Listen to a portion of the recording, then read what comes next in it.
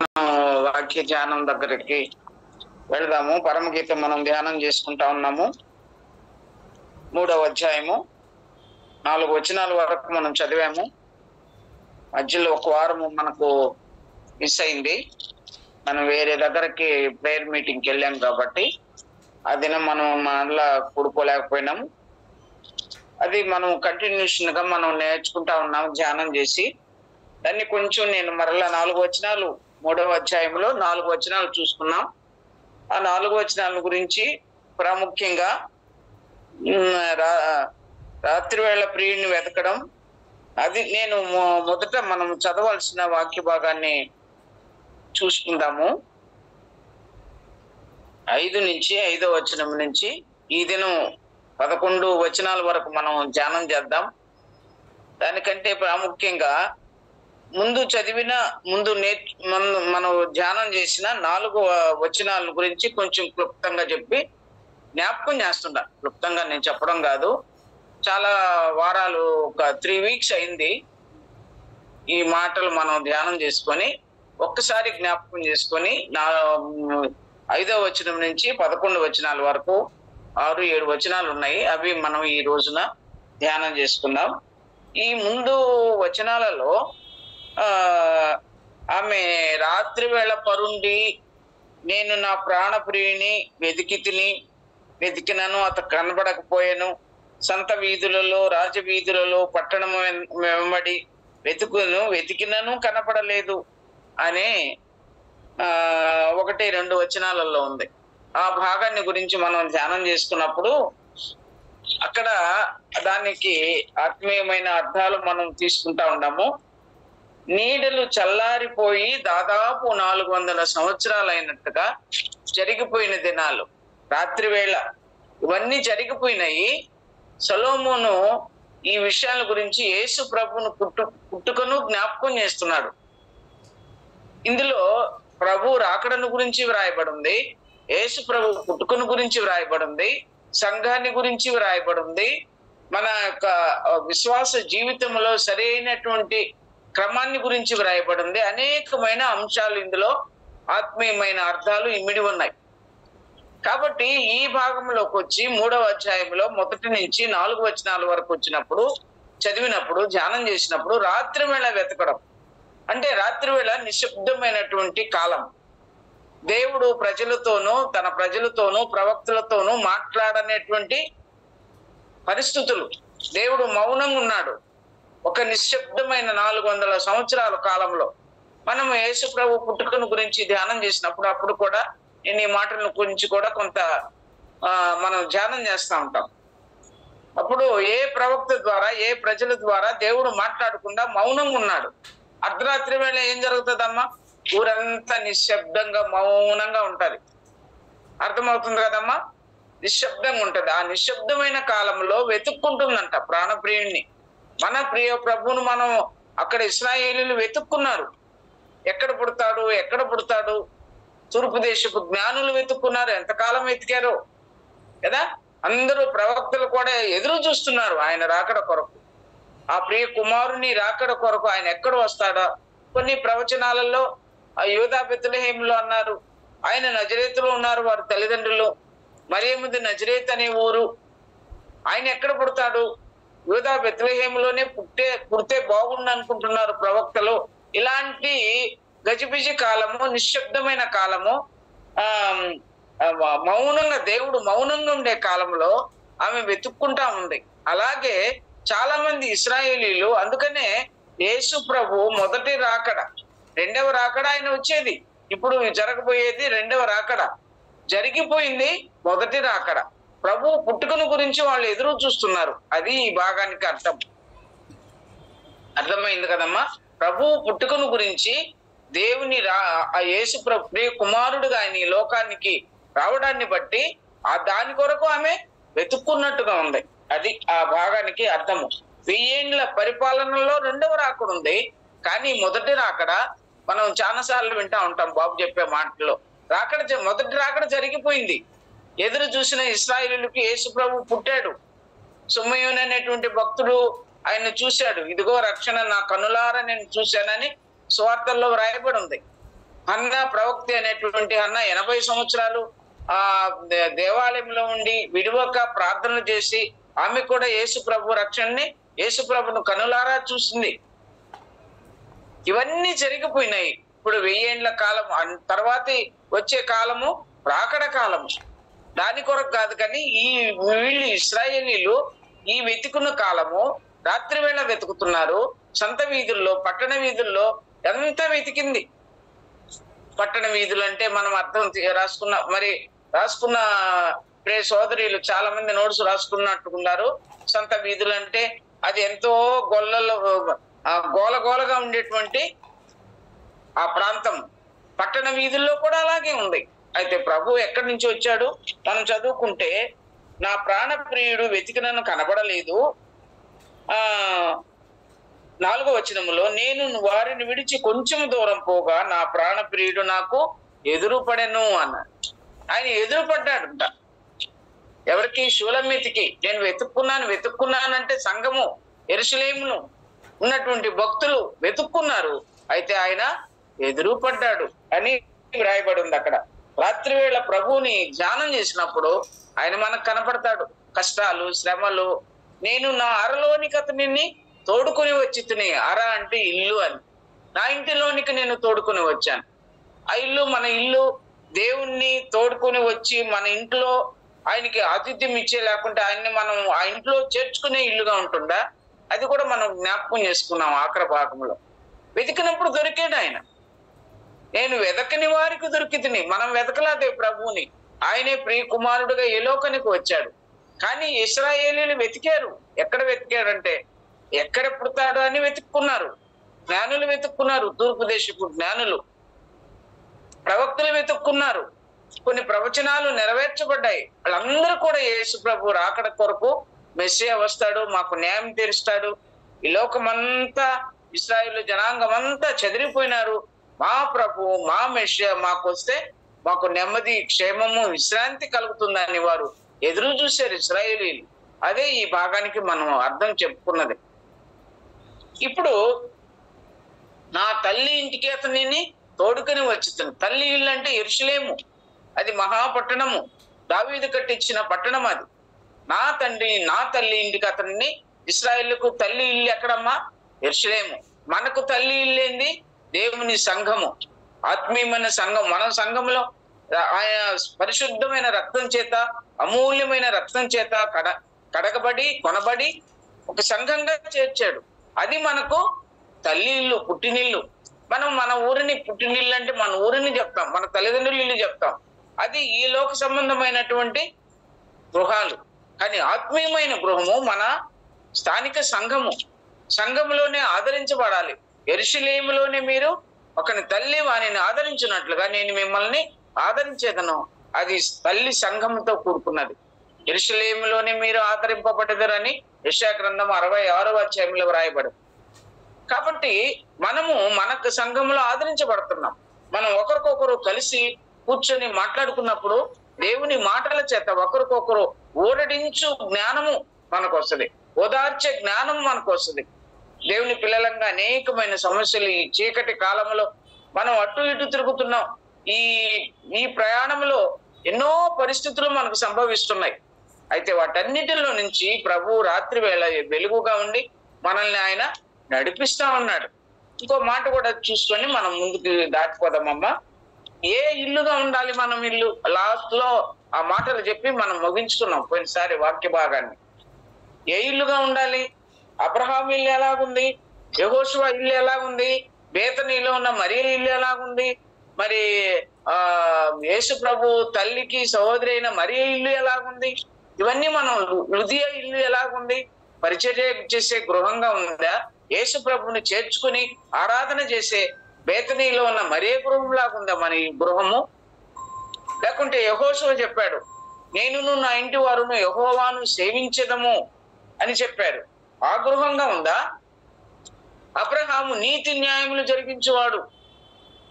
ఆయన ఆతిథ్యం ఇచ్చేవాడు కాదు, కానీ నీతి న్యాయములను ఎరిగిన వాడు తన ఇంటి వారికి నేర్పువాడంట అబ్రహాము. ఆదికాండం 18వ అధ్యాయంలో 19వ వచనం ఉంది ఆ భాగం. నీతి న్యాయములు జరిగించేటువంటి గృహంగా మన గృహం ఉందా? కొన్నేలి భక్తుడు కూడా, కొన్నేలి శతాధిపతి, ఆయన కూడా ఆ చెరసాల నాయకుడు, ఆయన ఇల్లు కూడా ఆయన ఇంటికి చేర్చుకున్నారు. ఆ ఫిలిప్పీలో ఉన్నటువంటి ఊదారంగు పొడిని అమ్మి తుయితైర పట్టణస్తురాలైన లుదియా కూడా యేసు ప్రభుని విశ్వాసం ఉంచి వారందరినీ ఆ ఇంటికి ఆహ్వానించింది.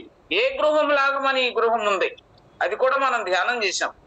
కాబట్టి నా తల్లి ఇంటికి అతని తోడుకొని వచ్చిందని, నన్ను కనిన దాని అరలోనికి తోడుకొని వచ్చిందని అన్నది షూలమే. నా తండ్రి ఇంటికి ఆ యొక్క ప్రియ కుమారుని ఆహ్వానించింది. ఇలాంటి గృహాలు మనము కలిగి ఉండాలి. సార్వత్రిక సంఘాన్ని హెబ్రీయులకు రాసిన పత్రికలో ఉంది, నిరీక్షణ కలిగిన గృహం అంట. ఆ ప్రభువును నమ్మిన మనకందరికి కూడా నిరీక్షణ ఉంది. యేసు ప్రభు మరలా వస్తాడు, మనల్ని ఆయన కొనిపోబడతాడు. నిత్యం ఆయనతో ఉండేటువంటి నిరీక్షణ మనకు ఉంది. అది నిరీక్షణ గృహం అన్నారు.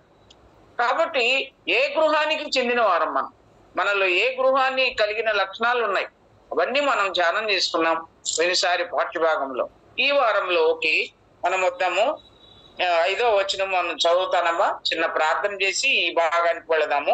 యెరూషలేము కుమార్తెలారా, పొలములో 3వ అధ్యాయము 5వ వచనం.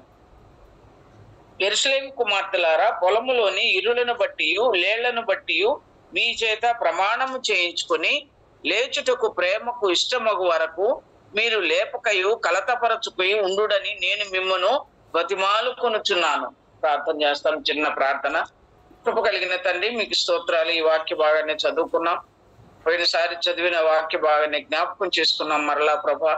ఇప్పుడు ఈ భాగంలోనైనా మీరు మాతో ఏం మాట్లాడుతున్నారో అవి శ్రద్ధగా వినడానికి, ఆత్మీయంగా మేము అనేకమైన విషయాలు నేర్చుకోవడానికి, బైబిల్లో ఉన్నటువంటి అమూల్యమైన సత్యాలు, నిగూఢమైనటువంటి అర్థాలు మేము తెలుసుకోవడానికి మీరు మమ్మల్ని సిద్ధపరుస్తున్నందుకై మీకు స్తోత్రాలు. అనేక వాక్య భాగాలు, అనేక గ్రంథాలను ఆయన మా ఎదుటికి తీసుకుని వస్తున్నారు. ఇవి ఒక గనిలాగా ఉన్నాయి ప్రభా. ఈ మాటలు, శ్రేష్టమైన వాక్యాలు, ఇవన్నీ ఎంతో శ్రద్ధతో మేము ఆలకించినప్పుడు మాకు అర్థమవుతాయి నాయన. జాగ్రత్త కలిగి వీటినన్నిటినీ మా హృదయాల్లో మేము మాటి మాటికి జ్ఞాపకం చేసుకుని, నెమరు వేసుకొని, భద్రపరుచుకొని ఈ అంత్య దినాల్లో జాగ్రత్తగా మా విశ్వాసాన్ని మేము కాపాడుకున్నట్లుగా మీరే కృప చూపమని, నన్ను మరుగుపరచని నాయన, నా నోటికి మీ మాటలు వాలుగా చేయమని మా ప్రభువును మా రక్షకుడును మీ ప్రియకుమారుడైన క్రీస్తు ప్రభు వారి అతి శ్రేష్టమైన నామమున ప్రార్థించుచున్నాము తండ్రి, ఆమేన్. కాబట్టి అమ్మా, ఈ వాక్య భాగంలో యెరూషలేము కుమార్తెలు మొట్టమొదటి అధ్యాయంలోనే మనం చదివాం. అది 2వ అధ్యాయము 7వ వచనంలో ఉందమ్మా. మనం ధ్యానం చేసాం. మరలా దాని దగ్గరికి నేను వెళ్ళలేదు. వారు కలతపరిచేవారు, కలవరపరిచేవారు, సడుక్కునేవారు, విసుక్కునేవారు సొలొమోనుని, షూలమ్మితిని ముఖ్యంగా. సంఘంలో చాలా మంది ఇలాగే ఉంటారనమాట. మన స్థానిక సంఘాల్లో కూడా ఇలాంటి సణుక్కునే వాళ్ళు, విసిగించే వాళ్ళు, కలవరపరిచేవాళ్ళు, మాటల ద్వారా బాధ పెట్టేవాళ్ళు, ఇవన్నీ ఉంటాయి ఈ లోక సంబంధమైన మన ఈ ఆత్మీయ జీవితంలో కూడా. దానికి యెరూషలేము కుమార్తెలను పోల్చాడు. నన్ను మీ చేత ప్రమాణము చేయించుకొని నన్ను లేపవద్దు, నన్ను కలతపరచవద్దు, కలవర పెట్టవద్దు మీరు అని మిమ్ములను నేను బతిమాలుకొనుచున్నాను అని షూలమ్మితి అంటుంది. యెరూషలేము కుమార్తెలు చిన్న చూపు చూశారు. ఇంతకన్నా అందమైన స్త్రీ దొరకలేదా సొలొమోనికి అన్నారు. సొలొమోను నగరంలో ఉండేవారు సొలొమోను యొక్క పనిని చేస్తున్నారు, కానీ సొలొమోనుని వారు అభినందించిన వారు కాదు. పైగా సొలొమోను షూలమ్మితిని తీసుకొని వచ్చి అంతఃపురంలో చేర్చినప్పుడు అందరూ సణుక్కున్నారు. అది ఈ భాగము. యెరూషలేము కుమార్తెలు. మరలా దాని గురించి మనం వివరించుకోవడానికి సమయం కాదు కనుక మనం దాటిపోదాము. తర్వాత మాట ఏంటమ్మా? 6వ వచనములో, ధూమ స్తంభముల వలె అరణ్య మార్గమున వచ్చున్నది ఇది ఏమి అన్న.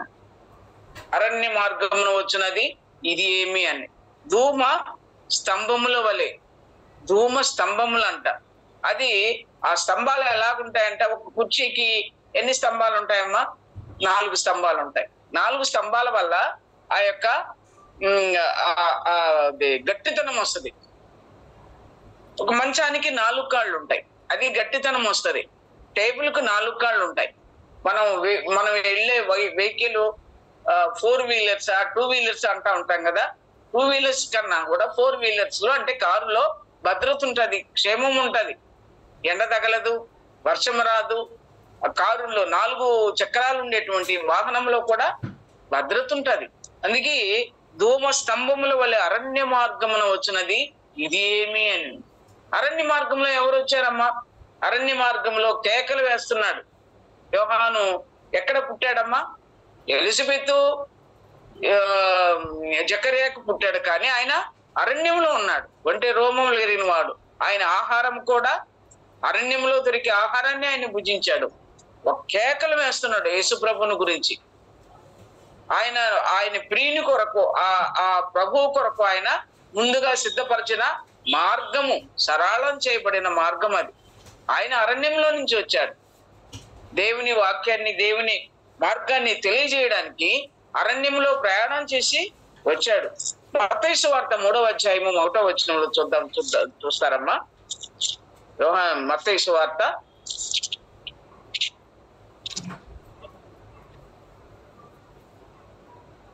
3వ అధ్యాయము 1వ వచనంలోనే ఉంది. ఆ దినముల యందు బాప్తిస్మిచ్చు యోహాను వచ్చి పరలోక రాజ్యము సమీపించి ఉన్నది, మారు మనసు పొందుడని యూదయ అరణ్యములో ప్రకటించుచుండెను. అరణ్యములో కేకలు వేయు ఒకని శబ్దము అని ప్రవక్త అయిన యెషయా ద్వారా పలకబడిన మాట ఇప్పుడు యోహానులో నెరవేర్చబడింది. అందుకని అరణ్య మార్గంలో వస్తున్నాడు యోహాను కూడా. యేసు ప్రభు యొక్క మార్గాన్ని సరళం చేయడానికి. గరుకు మార్గంలో ఉన్నారు జనాలందరూ కూడా, ప్రజలంతా యేసు ప్రభు రాకడ కొరకు ఎదురు చూస్తూ ఉన్నారు. ముందుగా 6 నెలలు ముందుగా యోహాను పుట్టాడు, ఆ తర్వాత యేసు ప్రభు పుట్టుక జరిగింది. కాబట్టి ముందుగా పుట్టాడు కనుక ఆయన అరణ్యంలో ఉండి కేకలు వేస్తున్నాడు యేసు ప్రభు యొక్క పుట్టుకను గురించి. ఆయన వస్తున్నాడు అనే మాటను ముందుగా ఎరిగినవాడు యోహాను. ఇంకా చూడమ్మా.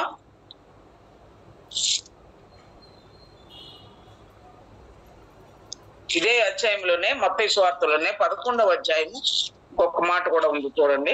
11వ అధ్యాయము 7వ వచనం అనుకుంటామ్మా. తీసిన వాళ్ళు ఉంటే చదవండి. నేనే తీశాను. వారు వెళ్ళిపోవచ్చుండగా యేసు యోహానును గూర్చి జన సమూహములతో ఇలాగూ చెప్పసాగాను, మీరేమి చూచుటకు అరణ్యములోనికి వెళ్ళితిరి? గాలికి కదలుచున్న రెల్లునా మరి ఏమి చూడ వెళ్తురి అని చెప్పి ఆ ప్రవక్తను గురించి మీరు ఎవరిని చూడటానికి వెళుతున్నారని ప్రభు అడుగుతున్నాడు. ప్రభు మాటలు వినడానికి అరణ్యానికి వస్తున్నారంట. అరణ్యంలో ఎవరున్నారు? యోహాను ఉన్నాడు. అరణ్యంలో యోహాను దగ్గరికి యేసు ప్రభు కూడా వస్తున్నాడు. ఆ యోర్దాను నదిలో ఆయన దగ్గర బాప్తిస్మం తీసుకున్నాడు ప్రభు. ఆయన్ని చూడడానికి ప్రభువు కూడా యోహానును చూడడానికి వెళ్తున్నాడు. అది అక్కడ భాగం. అరణ్యంలో మీరు ఎవరిని చూడడానికి వెళ్తున్నారు? యోహాను చూడడానికి వెళ్తున్నారు. యోహాను ఏమి చేస్తున్నాడు? బోధింపసాగాను. అరణ్యంలో యేసు ప్రభుని గురించి ముందుగా ఆయన బోధిస్తున్నాడు. ఆయన మార్గాన్ని సరళం చేస్తున్నాడు. అరణ్యంలో కేకవేయ ఒకని శబ్దమని యెషయా ప్రవక్త ప్రవచించిన ప్రవచనం నెరవేర్పు ఈ భాగంలో యోహాను ద్వారా నెరవేర్చబడింది. కాబట్టి అరణ్యంలో ఎవరు వస్తున్నారు? యేసు ప్రభు మార్గాన్ని సిద్ధపరచడానికి అరణ్యంలో వస్తున్నాడు. అదే అరణ్యంలో ధూమ స్తంభం వలె వచ్చున్నది ఇది ఏమి? యేసు ప్రభు రాకడ, మొదటి రాకడ. దానికి ముందుగా ప్రవచించింది ఎవరు? యోహాను. జ్ఞాపకం పెట్టుకోండమ్మా. తర్వాత మళ్ళా మనం చదువుకున్న మార్కు సువార్తలో 1వ అధ్యాయం 3-4 వచనాల్లో కూడా చూడమ్మా. అరణ్య మార్గంలో వచ్చినది మార్కు సువార్త. ఈ సువార్తలంతట్లో కూడా అక్కడక్కడ వ్రాయబడి ఉంది. కొన్ని మాత్రం మనం ధ్యానం చేసుకుందాము. 1వ అధ్యాయము 3-4 వచనాలలో చదువుతారా? మార్కు సువార్త. ఇదిగో నా దూతను నీకు ముందుగా పంపుచున్నాను, అతడు నీ మార్గము సిద్ధపరచును, ప్రభువు మార్గము సిద్ధపరచుడి, ఆయన త్రోవలు సరళం చేయడని అరణ్యములో కేక వేయుచున్న ఒకని శబ్దము అని ప్రవక్త అయిన యెషయా చేత రాయబడినట్లు బాప్తిస్మిచ్చు యోహాను అరణ్యములో ఉండి పాప క్షమాపణ నిమిత్తము మారు మనస్సు విషయమైన బాప్తిసము ప్రకటించుచూ వచ్చెను. మారు మనసు కూర్చున్నటువంటి వివరణ, ఆ తర్వాత బాప్తిసం ఇచ్చేటువంటి వివరణ, అవన్నీ కూడా అరణ్యంలో ఉండినటువంటి యోహాను ప్రకటించుచూ వచ్చాను. ఈ మత్తయి సువార్తలో అదే భాగం ఉంది. మార్కు సువార్తలో కూడా ఈ మాటలు రాయబడి ఉన్నాయి. ఇంకొక మాట కూడా మనం చూద్దాం. చూడమ్మా, ద్వితీయోపదేశ కాండంలో ఒక మాట ఉంది. ద్వితీయోపదేశ కాండంలో 32వ అధ్యాయము. అక్కడ అరణ్య మార్గంలో నిన్ను కనుగొని అనే మాట ఉంది. ఆవరించి పరామర్శించి కనుపాప వలె కాపాడినటువంటి ప్రియ ప్రభు అరణ్యంలో ఇశ్రాయేలులతో చెప్తున్నాడు ఆయన. 32వ అధ్యాయము, ద్వితీయోపదేశ కాండము 32వ అధ్యాయము 10వ వచనమమ్మ. భీకర అరణ్య ప్రదేశములోను భీకర ధ్వని గల పాడైన ఎడారిలోను వాని కనుగొని ఆవరించి పరామర్శించి తన కనుపాపను వలె వానిని కాపాడెను. అరణ్యములో 40 సంవత్సరాలు వారు అరణ్య యాత్ర చేసినప్పుడు, అరణ్యంలో వారు ప్రయాణం చేసినప్పుడు భీకర ధ్వని గల అరణ్యములు అన్నాడు. అరణ్యములో ఒక ధ్వని వస్తుందంట. ఎడారుల్లో, ఇసుక ఎడారుల్లో ఒక రకమైన ధ్వని వస్తుంది. ఎక్కడ నిశ్శబ్దంగా ఉంటుంది? రాత్రి వేళ నిశ్శబ్దంగా ఉంటదేమో. ఆ సముద్రపు ఘోష ఎలా ఉంటది? నిశ్శబ్దమైన రాత్రి వేళ కూడా ఒకలాంటి శబ్దము. సముద్రం దగ్గరికి వెళ్ళినప్పుడు, అరణ్యంలోకి వెళ్ళినప్పుడు ఒక శబ్దము, ఎడారుల్లో ఒక శబ్దము.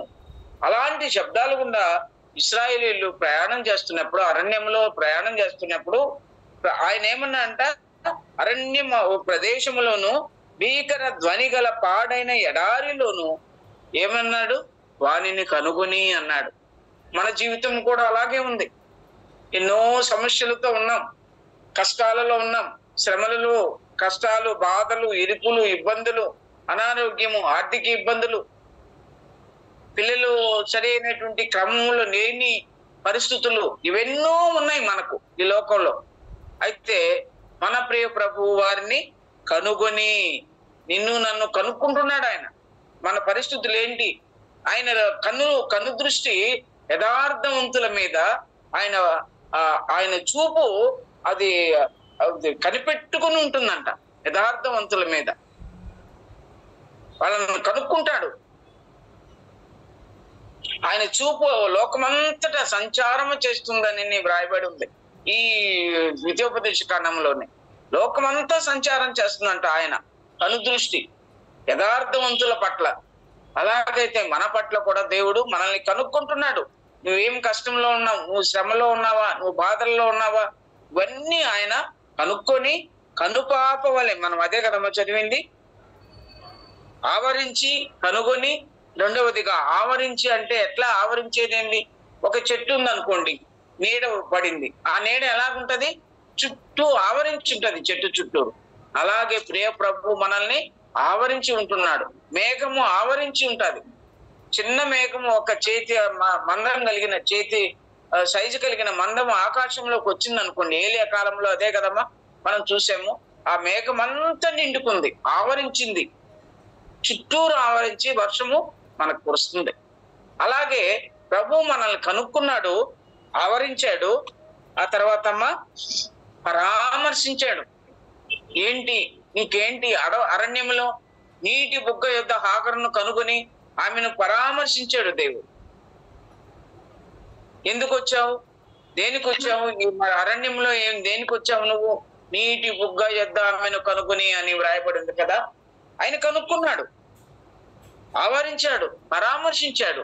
ఆమెకి నీళ్లు అయిపోయినాయి, లేచి ఆ నీళ్లు ఇచ్చి, ఆమెకి నీళ్లు ఇచ్చి, ఈ ఎడారిలో, ఈ అరణ్యంలో నుంచి నువ్వు తిరుగా నీ దాసి దగ్గరికి వెళ్ళమన్నాడు. ఒకసారి నీ యజమానురాలి కింద, చేతి క్రింద అణిగి ఉండమని విధేయత కలిగి ఆమె దగ్గరే బ్రతుకు తిరిగి పంపించాడు. మరొకసారి వచ్చినప్పుడు ఆ నీటిని ఆయన ఇచ్చి, నీ బిడ్డను కూడా నేను ఆశీర్వదిస్తాను, అక్కడ నిబంధన కుమారుడు అక్కడ అబ్రహాము గృహంలో రావాలి కనుక నీ దారిని నువ్వు వెళ్ళమని ఆమెను దీవించి పంపించాడు.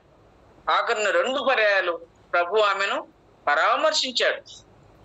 ఒకసారేమో తిరుగా యజమానురాలింటికి పంపించాడు, ఒకసారేమో తన యొక్క దారికి ఆయన కావలసిన ఆ నీటి తిత్తిని ఇచ్చి నీటిని చూపించి ఆ నీళ్లు తీసుకొని తన దారిని తను తిరిగి ఎక్కడికి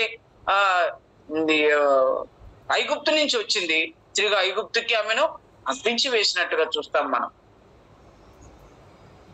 కాబట్టి మనం ఇక్కడ చదివిన అరణ్య మార్గంలో ప్రయాణం చేసి వస్తున్నాడు. దేవుడు మనల్ని కనుక్కుంటాడు, పరామర్శిస్తాడు. ఇంకొక 4వదిగా తన కనుపాప వలె ఆయన మనల్ని కాపాడేవాడు. అరణ్య మార్గమున వచ్చి ఆ కనుపాప వలె మనల్ని కాపాడే దేవుడు నిన్ను నన్ను ఆయన యొక్క రెక్కల చాటున కాపాడుతున్నాడు.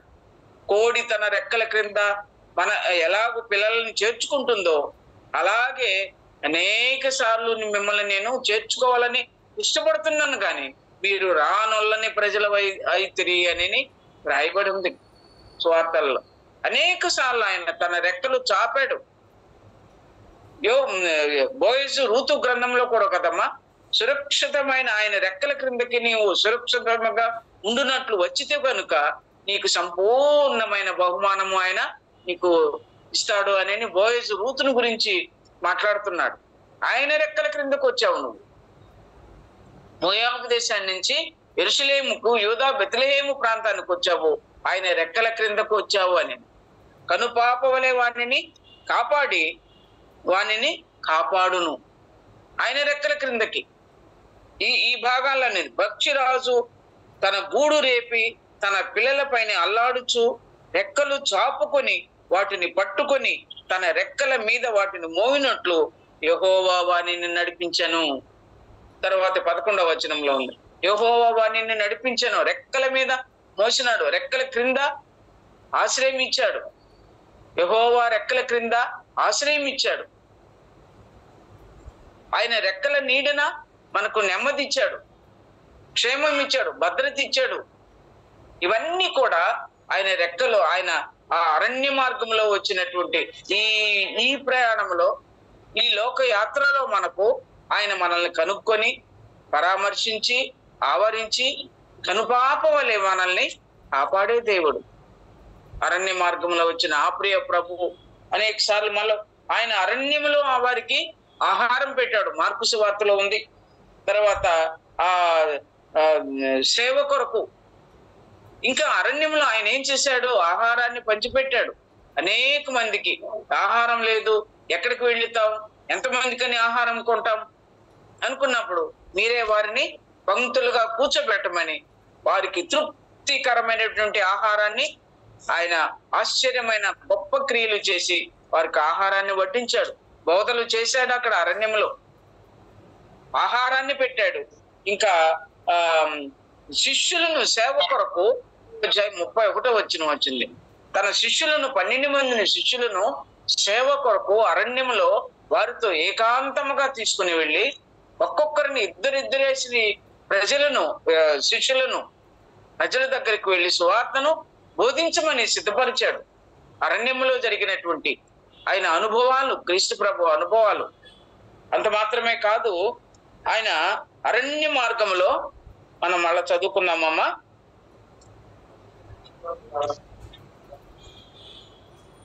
గోపురసముతోనూ సాంబ్రాణితోనూ వర్తకులము వివిధమైన సుగంధ చూర్ణములతోనూ పరిమళించుచూ వచ్చు ఇది ఏమి అన్నాడు.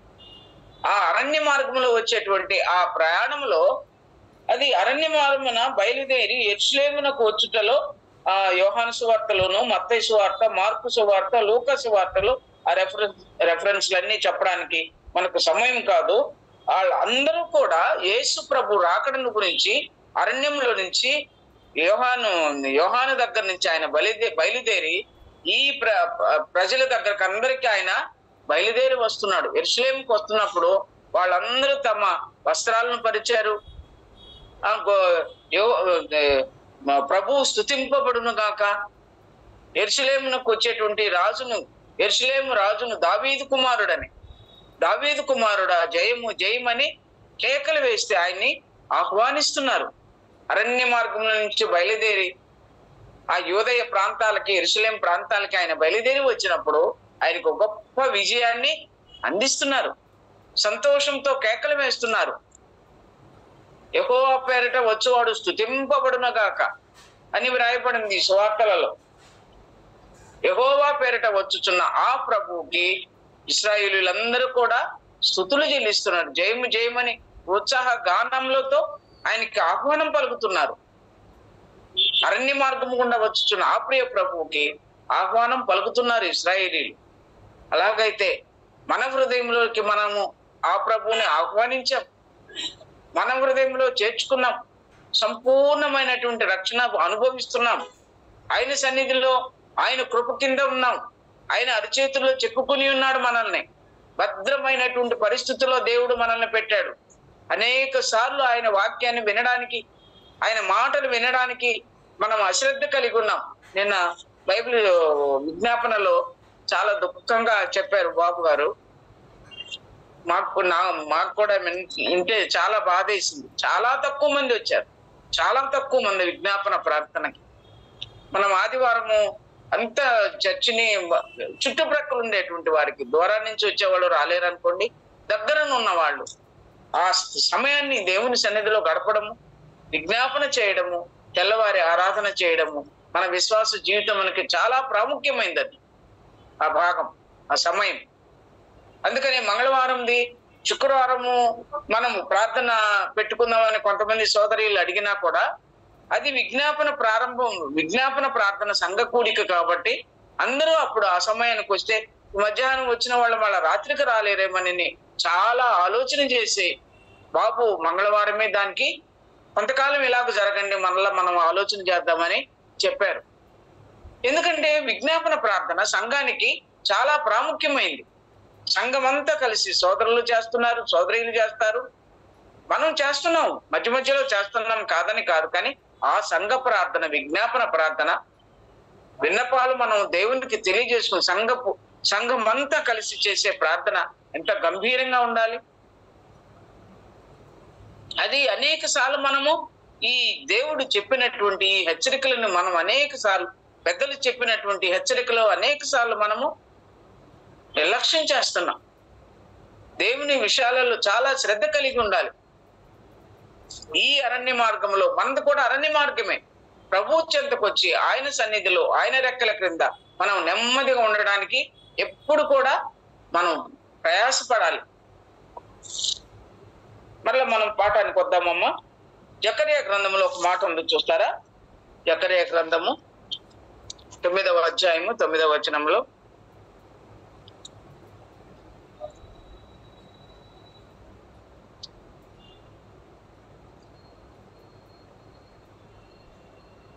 సియోను నివాసులారా బహుగా సంతోషించుడి, యెరూషలేము నివాసులారా ఉల్లాసముగా ఉండుడి. నీ రాజు నీతిపరుడు, రక్షణ గలవాడును దీనుడనై గాడిద పిల్లను ఎక్కి నీ యొద్దకు వచ్చుచున్నాడు. చాలు సియోను నివాసులారుగా బహుగా సంతోషించుడి, యెరూషలేము నివాసులారా ఉల్లాసముగా ఉండుడి. ఆయన నీతిపరుడు, నీ రాజు రక్షణ గలవాడు దీనుడై నీ దగ్గరకు వస్తున్నాడు. గాడిద పిల్లను ఎక్కి నీ దగ్గరకు వచ్చుచున్నాడు, నువ్వు సంతోషంగా ఉండు అన్నాడు. జకర్యా ప్రవచించిన ప్రవచనము యేసు ప్రభు యెరూషలేములోకి ఆయన పుట్టి 30 సంవత్సరాలు తల్లిదండ్రుల దగ్గర ఉండి ఆయన బోధించడానికి ఆరంభించినప్పుడు 30 ఏండ్ల ఈడువాడు అని మార్కు సువార్తలో రాయబడింది మొదటి వచనంలోనే. ఆయన బయలుదేరి ఆ ప్రాంతాలకు వచ్చినప్పుడు ఆయన మంచి యవ్వన వయసులో ఉన్నాడు. దేవుని వాక్యాన్ని బోధించడానికి దావీదు కుమారుడుగా అరణ్య మార్గంలో నుంచి బయలుదేరి వచ్చినప్పుడు మీరు సంతోషంగా ఉండండి అన్నాడు. అందుకని వారు తమ వస్త్రాలని పరిచారు. ఆ అంజూరపు ఈత మట్టలు తీసుకొని వచ్చి ఆయన్నే పరిచారు. ఆ గాడిద మీద ఎక్కి ఆయన, భారవాహక పశువుని ఎక్కి ఆయన వస్తున్నాడు. ఎంత సంతోషకరమైన వార్త మాది. వారందరూ సంతోషించమంటున్నాడు. ప్రభు వస్తున్నాడు, సంతోషంగా ఉండండి. ప్రభు పుట్టుక సంతోషము. ప్రభు మనతో ఉంటే అది సంతోషము. ఒక పాపి విషయమై రక్షణ పొందినప్పుడు అది సంతోషము. ఏ విషయాలు మనకు సంతోషంగా ఉన్నాయి? ఆత్మీయమైనట్టు ఈ లోక సంబంధమైనవి. ఆస్తులు ఉంటే సంతోషమా? ఆర్థికమైన పరిస్థితులు పరిపుష్టిగా ఉంటే సంతోషమా? దేన్ని బట్టి సంతోషము? ప్రభువును కలిగి ఉండడమే మనకు సంతోషకరమైనది. అలా ఉండడానికి మనము నేర్చుకోవాలి. ప్రభువుని కలిగినప్పుడే ఆ సంతోషము, ఆనందము మనకు మన హృదయంలో కలిగినటువంటి సంతోషం అది. అందుకని ఇంక తర్వాత వచ్చిన మనం చదువుదాం చూడమ్మా. మన వాక్య భాగానికి వచ్చేద్దాము. 3వ అధ్యాయము. సొలొమోను పల్లకి వచ్చుచున్నది. సొలొమోను పల్లకి చదవమ్మా. ఇదిగో సొలొమోను పల్లకి వచ్చుచున్నది, 60 మంది శూరులు దానికి పరివారము, వారు ఇశ్రాయేలీయులలో పరాక్రమశాలులు, వారందరూ ఖడ్గదారులు, యుద్ధవీరులు, రాత్రి భయం చేత వారు ఖడ్గము ధరించి వచ్చుచున్నారు. చాలమ్మా. ఈ 6వ వచనం 7వ వచనంలో ఉన్నటువంటి మాట, ఇదిగో సొలొమోను పల్లకి వచ్చుచున్నది. అందులో ఎవరున్నారంట? 60 మంది శూరులు దానికి పరివారం అంట. వారు ఇశ్రాయేలీయులలో పరాక్రమశాలులు, వారందరూ ఖడ్గదారులు, యుద్ధ వీరులు, రాత్రి భయము చేత వారు ఖడ్గము ధరించి వచ్చుచున్నారు. సొలొమోను ఆ పల్లకి వస్తుంది. ఈ సొలొమోను పల్లకి కూడా దేవుని యొక్క పల్లకి, ప్రభు అయిన క్రీస్తు పల్లకి. అందులో ఆ పల్లకిలో ఎవరున్నారు? సొలొమోను ఉన్నాడు, షూలమ్మితి ఉంది. మన ప్రియ ప్రభు వచ్చేటువంటి ఆ రాకడ ఆ పల్లకిలో ఎవరున్నారు? ప్రభు ఉన్నాడు, సంఘం ఉంది. మనతో ఎవరున్నారమ్మా? పరిశుద్ధాత్మ ఉన్నాడు. అందుకనే సొలొమోను పల్లకి క్రీస్తు ప్రభుకి సాదృశ్యంగా ఉంది. ఆ క్రీస్తు ప్రభు సంఘము, ఆయన స్వరక్తం ఇచ్చి సంపాదించిన సంఘములో నువ్వు నేను ఉన్నాం. ఆ పల్లకిలో మనం ఉన్నాం. ఆ పల్లకిలో ఎవరు లేరు? యెరూషలేము కుమార్తెలు లేరు. దేవుడు మనకైతే ఆ కృపనిచ్చాడు. దేవుని సంఘంలో సభ్యులుగా ఉన్నాం. వారందరూ భక్తులుగా ఉన్నారు. ఇశ్రాయేలీలందరూ కూడా క్రీస్తు ప్రభు సంఘంలో లేనివారు ఇశ్రాయేలీలు, వారందరూ కూడా భక్తుల జాబితాలో పితరులందరూ భక్తి కలిగిన వారు. భూమి మీద ఉన్న భక్తులు శ్రేష్ఠులు. వారు కేవలం నా క్రిస్తులని కీర్తన 16వ కీర్తనలో రాయబడింది కదమ్మా. భూమి మీద ఉన్న భక్తులు ఎవరంటే వారు ఇశ్రాయేలీలు. యేసు ప్రభుని ఎరకని పాత నిబంధన భక్తులు. వాళ్ళు శ్రేష్ఠులంట. వారు ఆయనకు ఇష్టమైన వారు. ఆది కాండంలో ఉన్నటువంటి హనోకు మొదలుకొని తర్వాత షేతు, నోవహు, మెతూషల, వీరందరూ ఉన్నారు. వారందరూ భక్తులు, శ్రేష్ఠులు, ఆయనకి వారు ఇష్టలు. అయితే మనమైతే దేవుని కృపను బట్టి ఆ సొలొమోను పల్లకిలో ఉన్నటువంటి మనము అతి ఇష్టమైన వారం, ప్రేమ కలిగిన, దేవునికి మన ఎడల ప్రేమ కలిగి ఉంది. అందుకని ఆయన ప్రియ కుమారుని ఈ లోకానికి పంపాడు. అది మన మీద వికృతమైన ప్రేమ. ఇశ్రాయేలీయులకు ఆ ధన్యత లేదు, కానీ అన్ని జనులమైన మనకు ఆయన మహిమను బయలుపరిచాడు. వారికి ఆయన మహిమను చూపించాడు అరణ్యములో, వారు ప్రయాణములో. కానీ మనకు క్రీస్తు ప్రభు ద్వారా ఇంకా మనతో సమీపంగా ఉండడానికి, మనకు సమీపమైన బంధువుగా ఆయన చేర్చబడ్డాడు. అన్ని జనులమైన మనల్ని, దూరస్తులమైన మనల్ని ఆయనకు సమీపస్తులుగా మనల్ని దేవుడు చేసుకున్నాడు. ఆ స్థానిక సంఘంలో మనము చేర్చబడినాం. ఇది సొలొమోను పల్లకి. ఈ పల్లకిలో నువ్వు నేను అందరము చేర్చబడుతున్నాం. దేవునికి స్తోత్రాలు. ఇంత గొప్ప అనుభవాన్ని, ఇంత గొప్ప ధన్యతను ఏమి తెలిసి పరదేశినైన నాయడల మీకు కటాక్షము కలిగిన అన్నది రూతు కదమ్మా. ఇంకా నేనెంతటి వాడను ప్రభువా, ఇశ్రాయేలు కుటుంబంలో నా కుటుంబమే పాటిది, నేనెంతటి వాడను అని దావీదు అంటున్నాడు. అలాగైతే మనం కూడా మేమెంతటి వారం ప్రభు అని సొలొమోను పల్లకిలో చేర్చబడ్డానికి. కానీ ఆయన యొక్క ప్రేమ మన ఎడల విస్తరించుచున్నది కనుక మనము ఎంతో భద్రంగా ఈ లోకంలో ఉన్నాం. ప్రభు రెక్కల క్రింద ఆయన చేతులలో అరిచేతుల్లో మనల్ని చెక్కుకొని ఉన్నాడు ప్రియ ప్రభు. దేవునికి స్తోత్రాలమ్మా. మనం చదువుదాం, సాగిపోదాము. ఇందులో ఎంతమంది ఉన్నారంట? 60 మంది శూరులు. 60 మంది శూరులు ఉన్నారంట. దానికి పరివారము మన సంఘానికి. ఈ మధ్యనే మనము ఒక పరిచారకులు కొంతమందిని నిర్ణయించుకున్నాం. వారు పరివారము, దేవుని పని యందు శ్రద్ధ కలిగిన వారు, ఇశ్రాయేలీల్లో పరాక్రమశాలులు. ఆ తర్వాత వారందరూ ఖడ్గము ధరించిన యుద్ధ వీరులు. ఖడ్గవీరులు, ఖడ్గదారులు, యుద్ధ వీరులు అన్నారు. వారు ఐక్యతకు గుర్తు, సమాధానానికి గుర్తు. రాత్రి భయము చేత వారు ఖడ్గము ధరించి వచ్చుచున్నారు. ఆ సొలొమోను పల్లకికి భద్రత కొరకు, సంఘమునకు భద్రత కొరకు అనేక మందిని ప్రియ ప్రభు ఏర్పరచుకుంటున్నాడు. పరిచారకులను, తలాంతులు కలిగిన వారిని, కృపావరాలు కలిగిన వారిని దేవుడు లేపుతున్నాడు. ఆయన పని కొరకు సిద్ధం చేసుకుంటున్నాడు. సంఘాన్ని కాసేవాళ్ళు, సంఘాన్ని పరిచర్య వరం కలిగిన వారు ఎంతో మంది పని చేస్తే స్థానిక సంఘం ఉందమ్మా.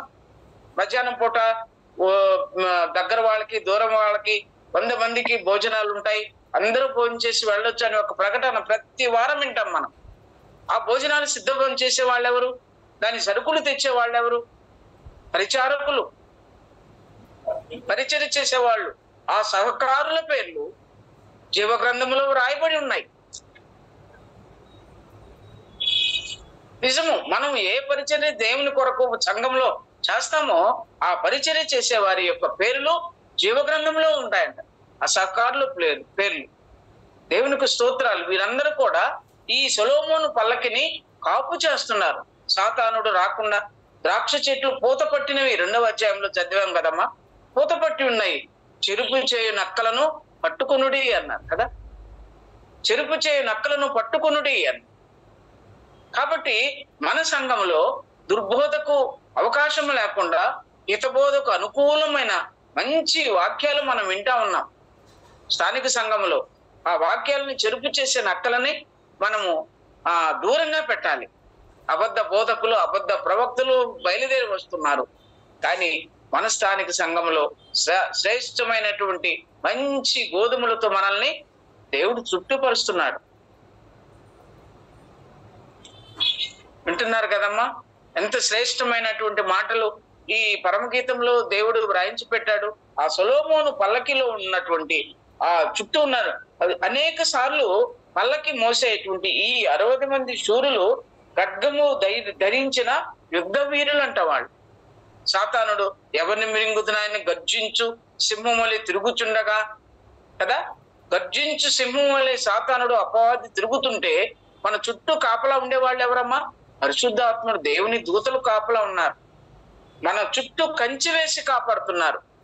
ఈ లోకంలో మన ఈ సంఘంలో ఏదన్నా మనకి ఇబ్బంది వచ్చినప్పుడు మన పరిచారకులు, పెద్దలు, సేవకులు వెళ్ళి వారిని పరామర్శించి వారి కనుక్కొని వారి విషయాన్ని గురించి ప్రార్థన చేసి వారిని ఆదరించి వస్తున్నాం మనం. ఇది అన్నమాట. అనేక సార్లు ఈ ఐక్యతను కలిగినటువంటి పరిస్థితి నుంచి ఆత్మ కలిగించు ఐక్యతను కాపాడుకున్నట్లుగాని ఎఫెసీయులకు రాసిన పత్రిక 4వ అధ్యాయం 1వ వచనంలో ఉంది. ఆత్మ కలిగించు ఐక్యత అది. ఈ 60 మంది ఒకేసారిగా ఆ పల్లకిని మోస్తున్నారు. ఒకరింటి వెళ్ళినా ప్రక్కకు వరగడమో సరి అయినటువంటి క్రమంలో లేకుండా ఉండడమో ఉంటదేమో, కానీ 60 మంది ఒక సైడు ఇటు ఉన్నారనుకో, అది ఎంతమంది ఉంటారో 10 లైన్లు ఉంటాయేమో కదా. వాళ్ళందరూ ఈ పల్లకిని వారు జాగ్రత్తగా మోస్తున్నారు. ఇంకా పేతురు పత్రికలో కూడా జరిగింది. ఏక మనస్సు కలిగి ఆయన సన్నిధిలో మనం ఒకే మనస్సు కలిగి, ఈ 60 మంది కూడా ఎలాగున్నారు? ఒక మనస్సు ఉండాలి, ఒకే రీతిగా నడవాలి. ఆ పల్లకి అటు ఇటు తప్పిపోకూడదు, జారకూడదు. జాగ్రత్తగా అది వాళ్ళు మోసేవాళ్ళు ఉండాలి. అంత మాత్రమే కాదు, రాత్రి భయము చేత ఖడ్గమును ధరించి ఉన్నారు వాళ్ళు. ఎన్ని పనులు చేస్తున్నారు ఆ పరిచారకులు, ఆ యుద్ధ వీరులు, పరాక్రమశాలురు. ఆ యొక్క పల్లకిని మోసేటువంటి వారు ఎంతో జాగ్రత్త కలిగి ఉన్నారు. మనం అందుకని పరిచారకుల కొరకు, సంఘంలో పరిచర్య వరం కలిగిన వారి కొరకు, తలాంతులు కలిగిన వారి కొరకు మనం ప్రార్థన చేసి మన యొక్క సంఘము భద్రమైనటువంటి పరిస్థితుల్లో జాగ్రత్త కలిగి అనేకులను మనము ఆ దేవుని వైపుకు ఆకర్షించే వాళ్ళంగా, వాళ్ళని ఆదరించే వాళ్ళంగా, వాళ్ళని పరామర్శించే వాళ్ళగా, వాళ్ళని కనుక్కునే వాళ్ళగా మనము ఇలాంటి అనుభవంలోకి మనము స్థానిక సంఘంలో రావాలని ప్రభు కోరుకుంటున్నాడు. అందుకని ఈ మాటలు ఇలాగ రాయబడినారు. ఆ తర్వాత రాత్రి వేళ కలిగేటువంటి భయము. ఈ రాత్రి అనుభవాలు నీకు నాకు చాలా ఉన్నాయమ్మా. ఈ రాత్రి అనుభవాలు ఎలాగున్నాయి? నీ జీవితంలో ఉన్నాయి, నా జీవితంలో ఉన్నాయి. ఈ చీకటి అనుభవాలు మనం యానేమో వాక్యం చెప్తా ఉంటే అప్పుడప్పుడు ఏడవన వాళ్ళు ఎవరన్నా ఉండారమ్మా జీవితంలో అని చేతులు ఎత్తమనేది కదా. ఎవరైనా ఉండారా మన కుటుంబ జీవితంలో, మన యాత్రా జీవితంలో, విశ్వాస జీవితంలో కానీ, దేవుని నమ్మని ముందు కానీ ఎవరమైనా మనం ఏడుపు రాకుండా ఉండేటువంటి సంతోషకరమైనటువంటి జీవితాన్ని మనం అనుభవించామా? ఎవరికి లేదమ్మా. ఎవరో ఒకరు ఏదో సందర్భంలో కన్నీరు పెట్టిన వారే ఉంటారు. అయితే ఆ సందర్భంలో ప్రభు ఈ అనుభవం కూడా మనల్ని చక్కగా నడిపిస్తున్నాడు. ఎవరికి ఉన్నారు? బలాఢ్యులైనటువంటి 60 మంది శూరులు ఉన్నారు. దేవుని యొక్క దూతలు ఉన్నారు మనకు. ఆయన చుట్టూ మనకు కంచె వేసి కాపాడుతున్నాడు. యోబు చుట్టూను, యోబు కుమారుల చుట్టూను, ఆయన ఆస్తు చుట్టూను నువ్వు కంచె వేసి కాపాడితివి కదా అన్నాడు సాతాను. యోబుని ఎలా కాపాడాడు? ఆయన యోబును ఆయన చుట్టూ కంచె వేశాడు. ఆయన కలిగిన వారి చుట్టూ కంచె వేశాడు. ఆయన భార్య పిల్లలకు కంచె వేశాడు. అతను కలిగిన సమస్తాన్ని చుట్టూ కూడా కంచె వేశాడు. 3 అంచెల భద్రత యోబుకి ఇచ్చాడు. అలాగే మనకు కూడా దేవుడు ఇచ్చాడు. ఈ అనుభవాలు ఉన్న మనము రాత్రి వేళ కలిగే భయం కూడా మనల్ని దగ్గరికి రాదంట. ఇంకో కూడా చూడమ్మా, కీర్తన గ్రంథం ఒక మాట ఉంది అందులో. కీర్తనలు 91వ కీర్తన 5వ వచనంలో ఉంది. రాత్రి వేళ కలుగు, ఆ మాట చదువుకుందాం, ముందుకెళ్ళిపోదాం. 91వ కీర్తన 5వ వచనం. రాత్రి వేళ కలుగు భయమునకైనను, పగటి వేళ ఎగురు బాణమునకైనను, చీకటిలో సంచరించు తెగులనకైనను, మధ్యాహ్నమందు పాడిచే రోగమునకైనను నీవు భయపడకుందు. చాలమ్మా, ఇంకా చాలా మాటలు ఉన్నాయి. అదంతా కూడా మహోన్నతిని చాటున నివసించువాడే, సర్వశక్తిని నీడను విశ్రమించువాడని ప్రారంభంలో ఉంది.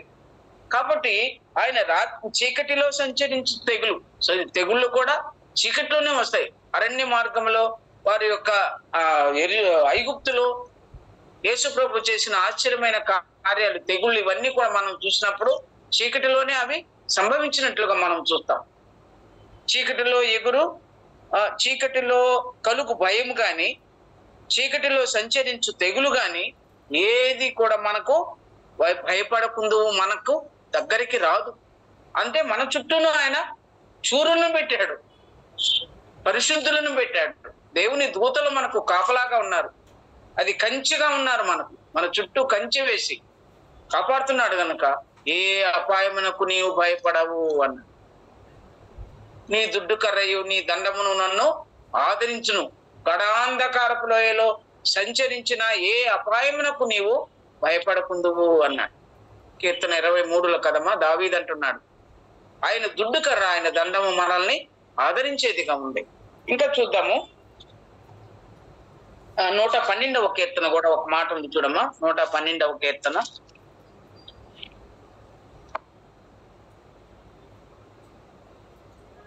112వ కీర్తనలో 4వ వచనం చదువుతారు. ఆయన తన ఆశ్చర్యకాలములకు జ్ఞాపక సూచనను నియమించి ఉన్నాడు. చూడమ్మా 4వ వచనం. ఆయన తన ఆశ్చర్య 12th కదక్క, 12:4 యథార్థవంతులకు చీకటిలో వెలుగు పుట్టును. 112వ కీర్తన. యథార్థవంతులకు చీకటిలో వెలుగు పుట్టును, వారు కటాక్షము వాత్సల్యతయు నీతియు గలవారు. చాలమ్మా, యథార్థవంతులకు చీకటిలో వెలుగు పుట్టును. అందుకని ఆయన కన్నులు యథార్థవంతుల మీద ఆయన దృష్టి నిలిపి లోకమంతా తిరుగుతున్నాయంట. ఆయన కన్నులు ఎక్కడెక్కడ యథార్థవంతులు ఉన్నారు, ఎక్కడ దేవుని యందు భయభక్తులు కలిగిన వారు ఉన్నారని ఆయన కన్నులు ఎప్పుడూ చూస్తూనే ఉన్నాయి. అందుకని ఇక్కడ రాయబడింది, యథార్థవంతులకు చీకటిలో కూడా వెలుగు పుట్టును. ఆయన వెలుగు, మన ప్రభు వెలుగై ఉన్నాడు. చీకటి ఎంత మాత్రము మనలో ఉండకూడదు. మనం వెలుగు సంబంధం, చీకటి వారము కాము. ఇవన్నీ మనం పత్రికలో చదువుతాం. కాబట్టి యథార్థవంతులకు చీకటిలో వెలుగు పుట్టును. చీకటి అంటే ఈ శ్రమలన్నీ, ఈ కష్టాలన్నీ, ఈ బాధలన్నీ. అయితే చీకటిలో ఉన్న మనకు ప్రభు అయిన క్రీస్తు ప్రభు మనకు వెలుగుగా ఉన్నాడు. ఈ సమస్యలన్నిటినీ ఆ సమస్యలన్నిటి నుంచి తప్పించి సంరక్షించి కాపాడే దేవుడు. కాబట్టి మనము ధైర్యంగా ఉందాం, భయపడవద్దు. జడేయవద్దు, నిబ్బరముగా ఉండుమని యెహోషువకు దేవుడు సెలవిచ్చినట్టుగా, అభయం ఇచ్చినట్లుగా మనకు కూడా దేవుడు అలాంటి అభయాన్ని ఇస్తున్నాడు. ఇంకా చూద్దామమ్మా. ఈ తర్వాత మనం చదువుకున్న ఈ భాగానికి వద్దాము. 11:9 వచనమా. మనకు సమయం అయిపోతుంది. మనం ఎంతవరకు ధ్యానం చేస్తామో అంతవరకు ధ్యానం చేద్దాం, ఆ తర్వాత ముగించుకుందాము. సొలొమోను కదమ్మా. అక్క రాత్రి భయం చేత వారు ఖడ్గము ధరించి వచ్చుచున్నారు. లెబానోను మ్రానుతో మంచం ఒకటి సొలొమోను రాజు తనకు చేయించుకొని ఉన్నాడు. చదువు. దాని స్తంభములు వెండిమయములు, దాని పాదములు స్వర్ణమయములు, దాని మెత్తలు ధూమ్రవర్ణ వస్త్రములతో చేయబడెను. ప్రేమను సూచించు విచిత్రమైన కుట్టు పనితో యెరూషలేము కుమార్తెలు దాన్ని లోపలి భాగం అలంకరించి. చాలు 9-10 వచన. ఇందులో సొలొమోను మంచాన్ని గురించి వ్రాయబడింది. ఈ సొలొమోను మంచము దేంతో తయారు చేశారంట? లెబానోను మ్రానుతో చేశారు. లెబానోన్ గురించి పోయినసారి అంతకుముందు ఫస్ట్ లోనే వృక్షాల గురించి ధ్యానం చేసినప్పుడు పొడవుగా చక్కగా ఉంటాయంట. ఆకాశం నెట్టు లెబానోను వృక్షాలు అవి ఎక్కడ కూడా వంపు తిరిగినట్టుగా ఉండవంట. దాని గురించి పెద్దగా ఒక ఒక ఒక ప్రసంగమే ఉంది. అది మనం అంత దూరం మనం వెళ్ళొద్దు. అంత చక్కని మా ప్రాంతాలు అయితే మన సంపంగి కొమ్మలు ఉంటాయి. మాకు మా అత్తగారి ఇంటి దగ్గర అంకుల్ వాళ్ళ ఇంట్లో అవి ఉండేదన్నమాట. ఆ చెట్లు వాళ్ళ పొలంలో ఇంటి దగ్గర కూడా ఉండేది. దానితో మంచాలు చేయించారు మా మామగారు. అవి చక్కగా ఉంటాయి, తేలిగ్గా ఉంటాయంట. అవి పొడవుగా లెబానోను పర్వత శిఖరమును అంటున్నట్టుగా ఉండేటువంటి లెబానోను పర్వతం చెట్టుతో ఆయన మంచం ఒకటి చేయించాడు అన్నాడు. ఆ మాట నేను చదువుకున్నప్పుడు మా అత్తగారింట్లో కూడా ఆ మంచాలు ఉండేది. చాలా తేలిగ్గా ఉంటాయి, చక్కటి కొయ్యలు. ఆమె 4-5 మంచాలు మా అమ్మ కలిపి కొట్టి చేయించారు మంచాలు.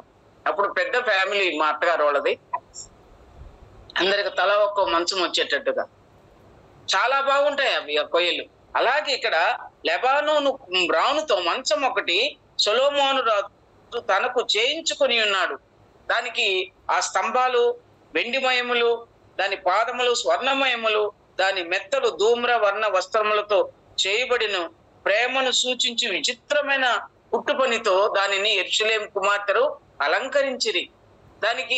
దాని స్తంభాలు ఎలాగున్నాయంటమ్మా? దాని స్తంభాలు వెండిమయం. వెండి అంటే మనకు విమోచనకు గుర్తు. పాదములు స్వర్ణమయం. స్వర్ణము బంగారం అంటే అది దేవునికి సూచన, దేవుణ్ణి కలిగినటువంటి. అక్కడ దాని అర్థాలు అలాగే ఉన్నాయన్నమాట. వెండి తండ్రి విమోచించబడిన దేవుని యొక్క ఆ విశ్రాంతికి సూచన. మంచం అంటే విశ్రాంతికి సూచన. ఆయన సన్నిధికి వచ్చినప్పుడు మనకు నిత్యమైన విశ్రాంతి. పాప భారంతో మోసుకున్న సమస్తమైన వారలారా, మత్తయి సువార్త 11:28 వచనంలో ఉంది కదమ్మా. పాప భారంతో మోసుకున్న మనకు ఆయన దగ్గరకు వచ్చినప్పుడు మనకు అక్కడ విశ్రాంతి వచ్చింది. అలిసి పగలంతా పని చేసినటువంటి రూతుకి నేను నీ కొరకు విశ్రాంతిని విచారింపవలసిన దానాను కదా అని నయోమి అన్నది. విశ్రాంతి కావాలి, అలిసిన వారికి విశ్రాంతి కావాలి. మన ప్రభు ఆయన సన్నిధిలో మనకు నెమ్మది, విశ్రాంతి. సొలొమోను రాజు కాలంలో కూడా నెమ్మదిగా ఉందంట. ఆయనకి విశ్రాంతి కావాలి. అందుకు మంచి మంచాన్ని, ఆ గొప్ప మంచాన్ని చేసుకున్నాడు. దాని స్తంభాలు వెండిమయము, దాని పాదములు స్వర్ణమయము, స్వర్ణంతో కూడుకున్నాయి. దానికి విచిత్రమైన వెండి కుట్టుతో, విచిత్రమైన కుట్టు పనితో, ప్రేమను సూచించు విచిత్రమైన కుట్టు పనితో యెరూషలేము కుమార్తెలు దానిని అలంకరించిరి. మనం దేవుని మందసాన్ని, మోషే మందసాన్ని నిర్మించడానికి మేక వెంట్రుకలతో వాళ్ళు తాడులు పేని దాన్ని చక్కగా అలంకరించారు. జ్ఞాన హృదయం కలిగిన స్త్రీలు, వివేక హృదయం కలిగిన స్త్రీలు చక్కగా అలంకరించారంట యెహోవా మందసాన్ని. దేవుడు చెప్పిన నమూనా ప్రకారము మోషే వారితో చెప్పినప్పుడు జ్ఞాన హృదయం కలిగిన వారి యొక్క హృదయాన్ని ఆ జ్ఞానముతో వివేక హృదయం కలిగిన వారు తమ చేతులతో వణికి తెచ్చిరి. అలాగే ఇక్కడ సొలొమోను మంచాన్ని వారు చక్కగా అలంకరించారంట. కానీ అందులో ఎవరున్నారు? సొలొమోను మంచంలో ఎవరున్నారు? షూలమ్మితి ఉంది, సంఘం ఉంది. యెరూషలేము కుమార్తెలు రాలేదు, ఇంకా అందులోకి చేర్చబడలేదు. మరి ప్రియ ప్రభు ఇప్పుడు ఈ దినాలలో చాలా మంది ప్రభు నమ్ముకుని ఉన్నారని మనం వింటున్నాం. అవి ఎంత దూరం మనము వెళ్ళవలసిన అవసరం లేదు, మీకు అర్థం కావడానికి మాత్రమే ఇవి నేను చెప్తున్నాను. ఆఖరగా సియోను కుమార్తెలేరా, ఓడి చేయుడి, కిరీటము ధరించి సొలొమోను రాజును చూడు. వివాహ దినమున అతని తల్లి అతనికి పెట్టిన కిరీటము చూడుడి. ఆ దినము అతనికి బహు సంతోషకరము. వివాహ దినాన్ని అతని తల్లి అతనికి పెట్టిన కిరీటము, ఈ కిరీటం ప్రభువుకి రాదమ్మా. ఇది మన ప్రభువు ధరించిన కిరీటం ఏంటి? అది ముళ్ళ కిరీటము. ఈయన ధరించిన కిరీటము బంగారు కిరీటం. అతని తల్లి అతనికి పెట్టిన కిరీటము. మనం సామెతల గ్రంథం 31వ అధ్యాయంలో కదా ఉంటది కదమ్మా. అతని తల్లి అతనికి ఉపదేశించిన దేవోక్తులు, అతని తల్లి అతనికి పెట్టిన కిరీటం. అది మనకు కూడా కిరీటాలు ఉన్నాయి ప్రభు దగ్గర. ఆయన రాకడ వచ్చినప్పుడు ఆయన సన్నిధిలో మన కిరీటాలు ఉన్నాయి. మన ప్రయాసను బట్టి కిరీటాలు ఉన్నాయి. పెద్దలకు ఒక కిరీటము, పరిచారులకు ఒక కిరీటము, ప్రభు పని శ్రద్ధగా చేసే వారికి కిరీటాలు. ఎవరి తలాంతు చొప్పున, ఎవరి పరిమాణము చొప్పున వారికి బహుమానం ఇచ్చటానికి జీతము ఆయన దగ్గర ఉంది. మనం ఎంతవరకు ప్రయాసపడుతున్నాం దేవుని కొరకు, ఆ ప్రయాసను బట్టి మనకు కిరీటాలు ఉన్నాయి. అక్కడ ఆనంద కిరీటమా, అతిశయ కిరీటమా, ఇంకా చాలా కిరీటాలు ఉన్నాయి.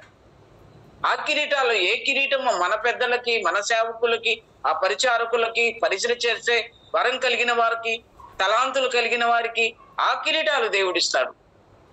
అంతేగాని యేసు ప్రభు కిరీటం వేరమ్మది. అది ఆ కిరీటము ముండ్ల కిరీటం. మనందరి కొరకు ఆయన శిలువలో మరణించిన ఆ మరణకరమైన, ఆ భయంకరమైన, ఆ అవమానకరమైన కిరీటము ప్రభు మన కొరకు ఆయన ధరించాడు. అయితే ఈ కిరీటము అతని తల్లి అతనికి పెట్టిన వివాహ దినమున పెట్టిన కిరీటము. అది చాలా ప్రాముఖ్యమైనది. దాన్ని బట్టి సంతోషించండి అన్న. మన సంతోషం ఎక్కడ ఉండాలి?